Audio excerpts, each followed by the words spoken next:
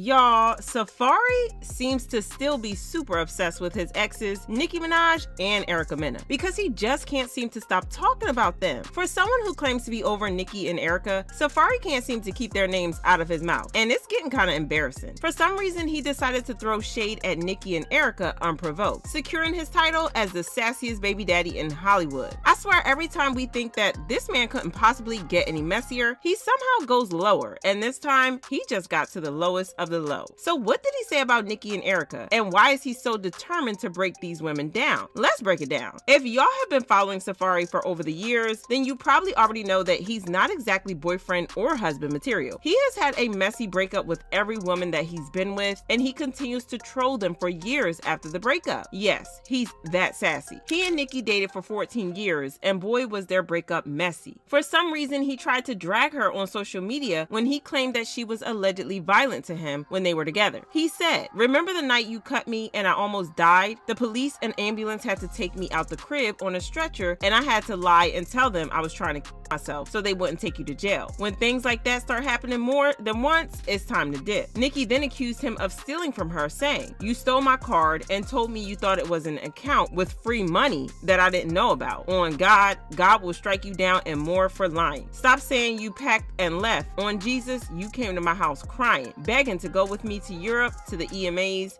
I said no, dummy." His divorce from Erica Mena was even messier, and he did her dirty. Erica has claimed that he was a deadbeat to her 2 kids. Look, what I'm trying to say is this right here. No, ain't no boo. You need to step up and be a daddy.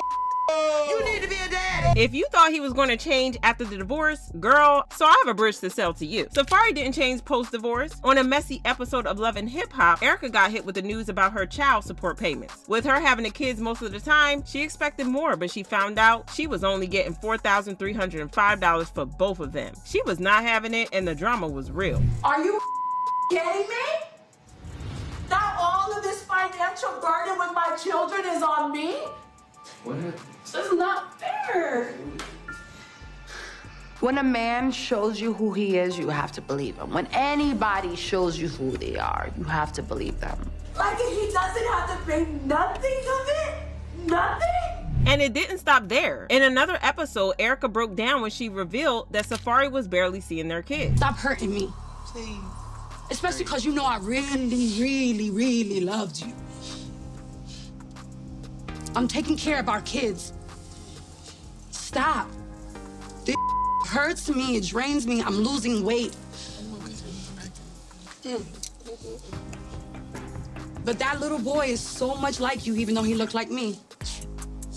He got his eyes there. I'm always gonna love you, we are kids together. But I really deserve a break. My sisters, you guys have helped me down through all of this. For real. It is what it is. Maji misses you. Legend dances every time we play your songs. You may not have a connection, but that's your son. That last bit really drives it home. Safaree is the poster child for deadbeat dads, totally out of touch with his own kids. He never makes time for them, doesn't pay decent child support, and still had the nerve to boo Shekinah when she called him out. Just when you think he couldn't get any worse, his response to Erica's breakdown shows just how much he doesn't care. At the end of the day, talking right now, it's just a waste of breath. Too much damage has been done.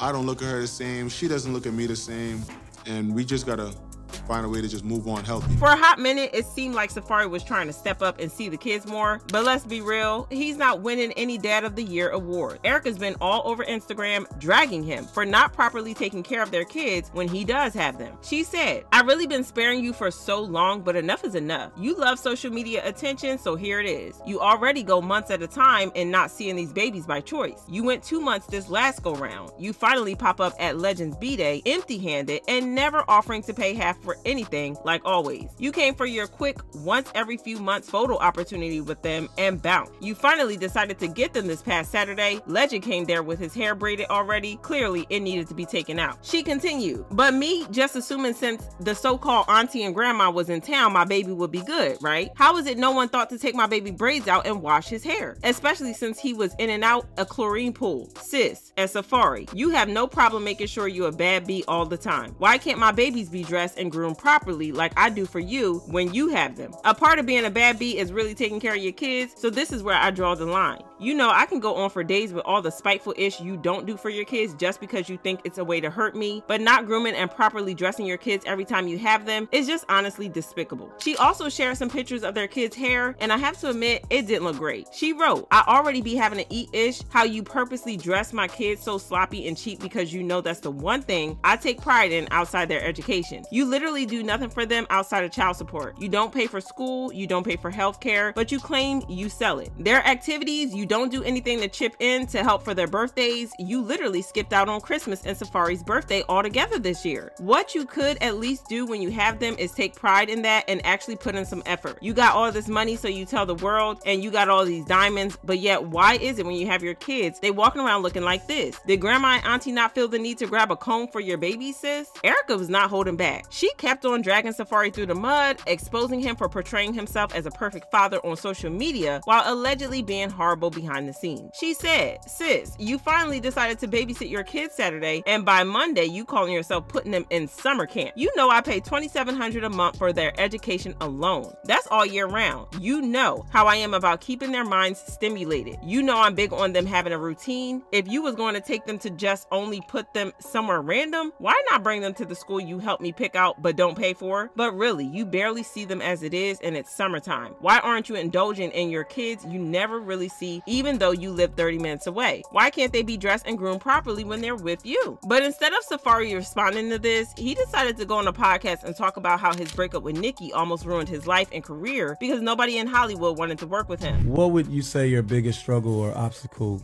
you ever had to overcome? Like, I'm not even gonna sugarcoat shit. Like, I was with Nicki, we broke up, so her fans and certain people, they just wanted it to be like, okay, they're not together no more, him, let him be nothing, let him disintegrate, let him disappear, whatever. But 9-10 years later, 10, 15 TV shows later, a lot of music out later, doors up later, cribs, like, I'm still here. And, you know, some people don't like that. They're like, damn, why still paying attention to this? When me and Nicki first broke up and she got with Meek, and they were like the biggest in the world, and we was all beefing and shit, you gotta think about it, I had two of the biggest people in the world like against me. So that made everybody be against me. Right, the whole industry. Yeah, so it was like nobody wanted to be next to me. Nobody wanted to like work with me or none of that. So it just made everything harder. And I was like, that was a dark time for me. You know what I'm saying? That really affected you. Do you wish like you had kept your relationship with Nicki a secret? Even nobody knew until after the fact. You know what I'm saying? Right.